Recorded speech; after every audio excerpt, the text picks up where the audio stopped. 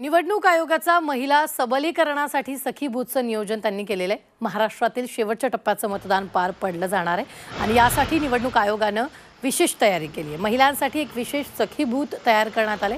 यामध्ये बूथ प्रमुखापासून सर्व कर्मचारी वर्ग हा महिलांचा असणार आहे। या सखी बूथला गुलाबी रंगानं आणि गुलाबी फुलांनी सजवण्यात आलेलं आहे। उत्तर पूर्व मुंबई लोकसभा मतदारसंघातून या सगळ्याचा आढावा घेतलेला आहे आमचे प्रतिनिधी अमोल पेडणेकर यांनी।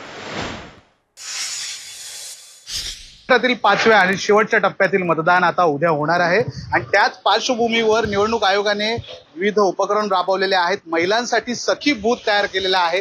ईशान्य मुंबईत आहे मी आणि आता प्रत्येक विधानसभा क्षेत्रामध्ये अशा प्रकारचा सखी बूथ आहे तो तयार करण्यात आलेला आहे। या बूथवर सर्व जे कर्मचारी आहेत त्या विशेष करून महिलाच असणार आहेत। बाहेर सुरक्षा व्यवस्था पुरवणारे पोलीस कर्मचारी देखील महिला असणार आहेत।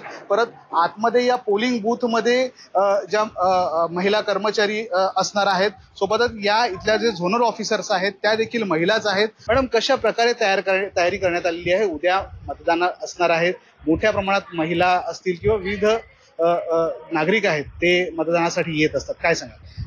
आपल्या म्हणजे आता निवडणूक आयोगाने सखी बूथ हा एक नवीन कन्सेप्ट चालू केलेला आहे। यामध्ये सगळ्या म्हणजे झोनल ऑफिसर पासून सगळ्या ऑफिसर शिपायांपर्यंत ह्या सगळ्या महिला कर्मचारी असतात आणि महिला किती सक्षम आहे हे दाखवण्यासाठी एक सखी बूथ आपण एक तयार केलेलं होतं। तसेच महिला मतदारांना प्रोत्साहन करण्यासाठी सुद्धा या सखी बूथचा बराचसा प्रचार करण्यासाठी आपण याचा उपयोग करतो।